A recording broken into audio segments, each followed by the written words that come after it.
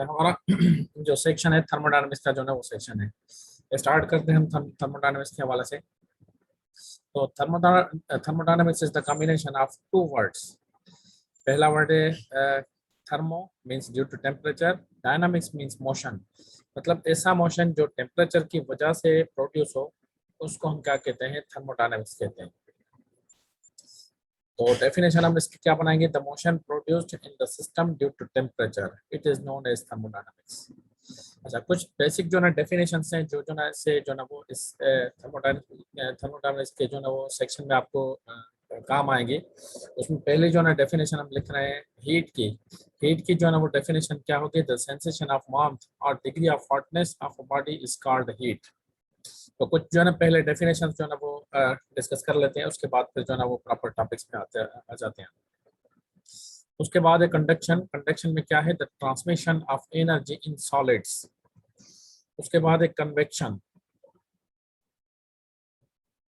उसके बाद है convection, the transmission of energy in gases and in liquids it is known as convection.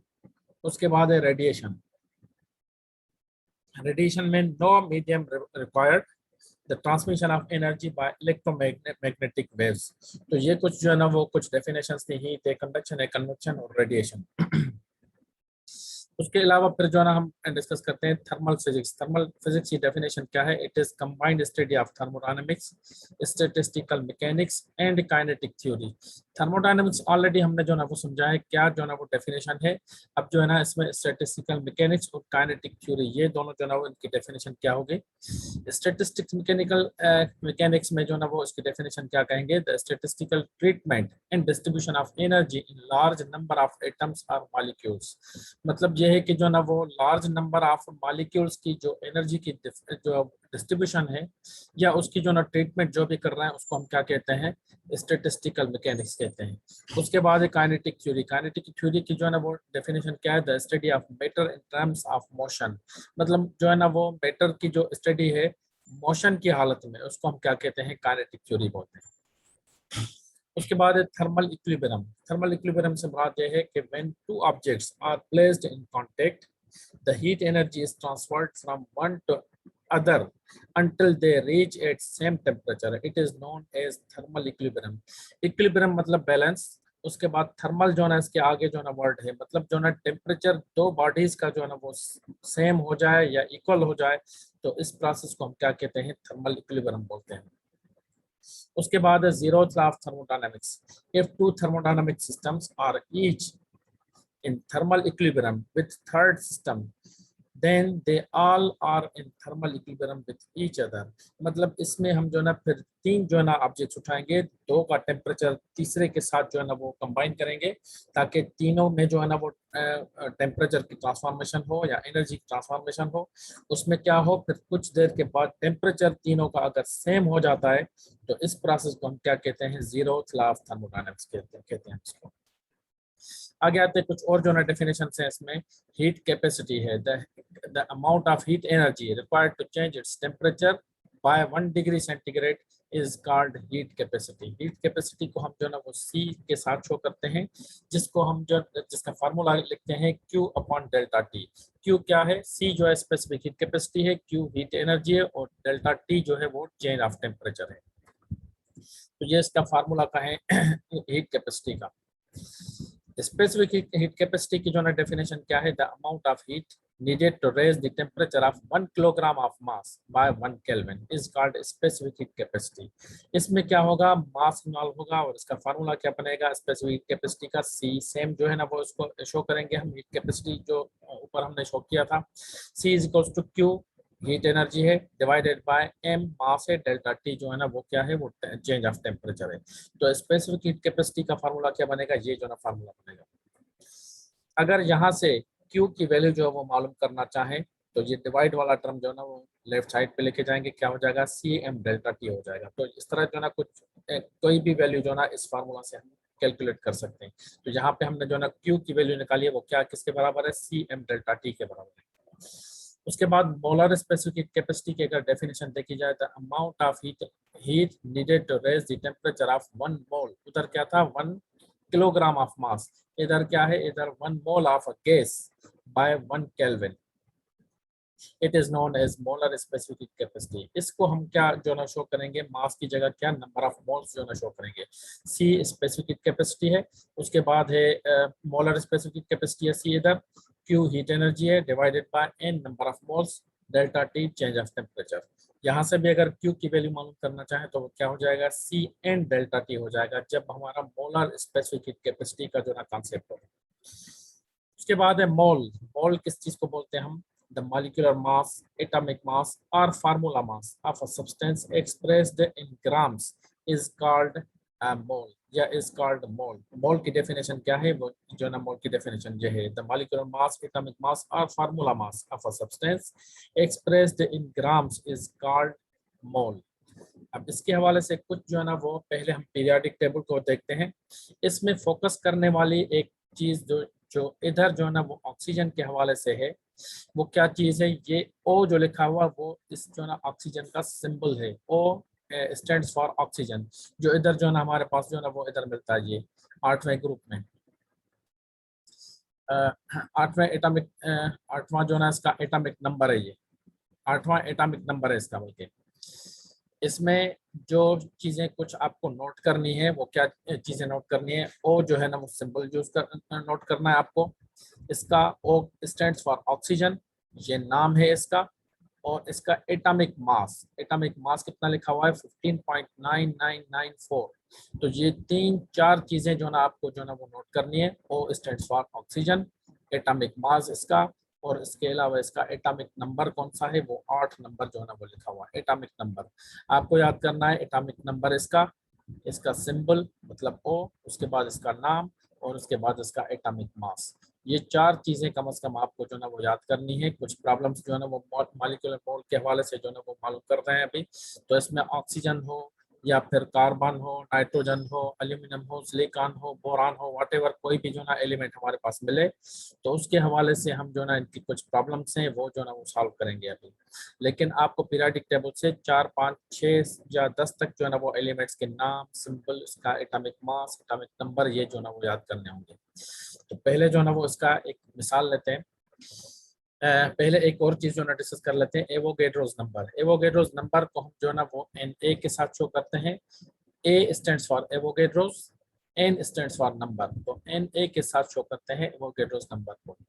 The actual number of particles in 1 mole of substance is, मतलब कितने number of particles हैं एक मोल में, वो कितने हैं, 6.02 × 10⁻23 पार्टिकल्स इन अ मोल. मतलब पर मोल, एक मोल में इतने पार्टिकल्स जो है ना होते हैं. ये भी आपको याद करना होगा. एक एवोगैड्रोस नंबर जो है ना वो कितना होता है, मतलब एक मोल में कितने नंबर ऑफ पार्टिकल्स होते हैं, वो कितने हैं, 6.02 × 10⁻23 पार्टिकल्स इन अ मोल. पर मोल लिखा हुआ, मतलब एक मोल में कितने पार्टिकल्स हैं, 6.02 × 10⁻23.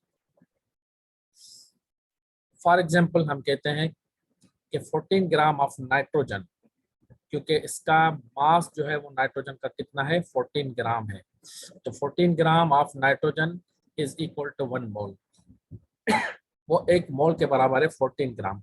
अगर इसी का अगर डबल कर दें हम, 14 से 28 आ जाएं, 28 मतलब यही के डबल हो जाएगा. तो 28 ग्राम ऑफ नाइट्रोजन हैज 2 मोल, या इज इक्वल टू 2 मोल के बराबर है. या फिर हम इसको इस तरह भी कह सकते हैं कि 1 mole of nitrogen is equal to 14 gram. या हम ये कहें कार्बन के लिए, 1 mole of carbon, C stands for carbon, 1 mole of carbon is equal to 12 ग्राम.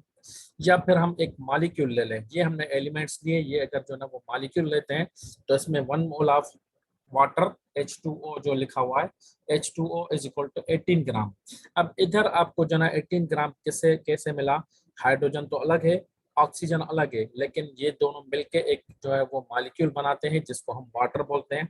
अब इसमें आपको कैलकुलेट करना पड़ेगा. कैलकुलेट किस तरह, 18 किस तरह, ये तो डायरेक्ट जो ना हमें इसका कार्बन का मास मिला हुआ था, नाइट्रोजन का भी मास मिला हुआ था direct.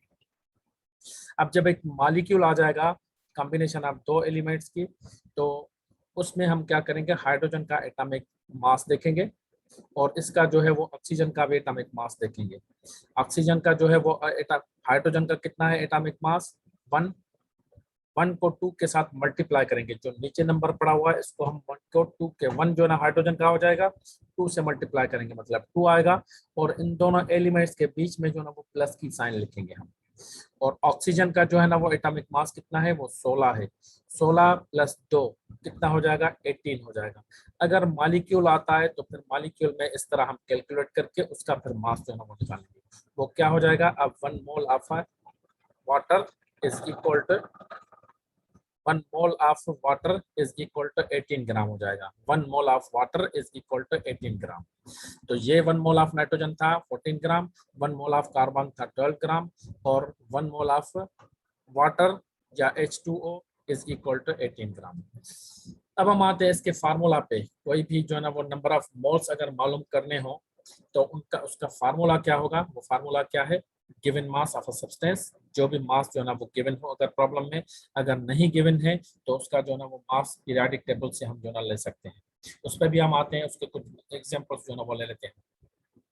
Given mass of substance, अगर प्रॉब्लम में मास मिला हुआ है तो गिवन मास जो है ना जो भी मिला होगा वो इधर पुट करेंगे, डिवाइडेड बाय एटॉमिक मास और मॉलिक्यूलर मास।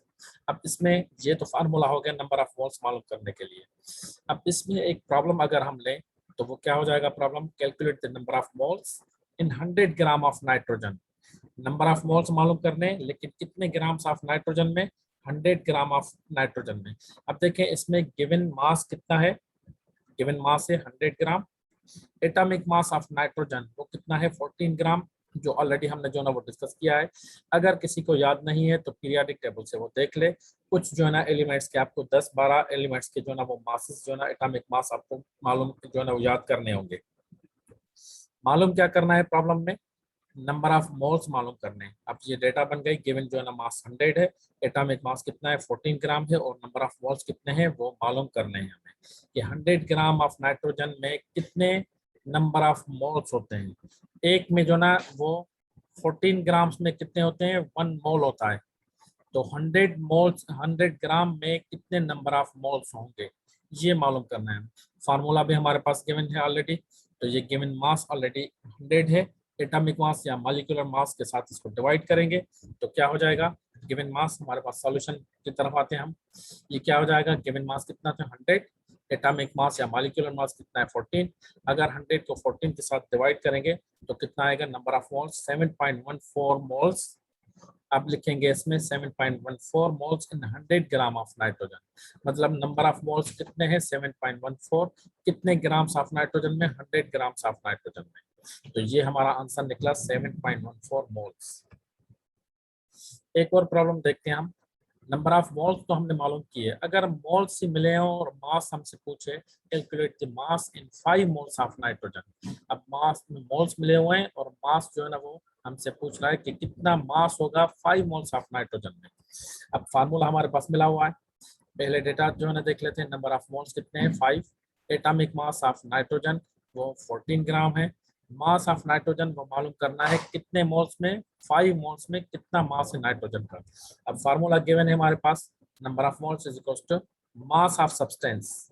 अब मास गिवन नहीं है तो हमने फार्मूला को कुछ चेंज सेंस में किया है कि मास of substance divided by atomic mass और मॉलिक्यूलर मास।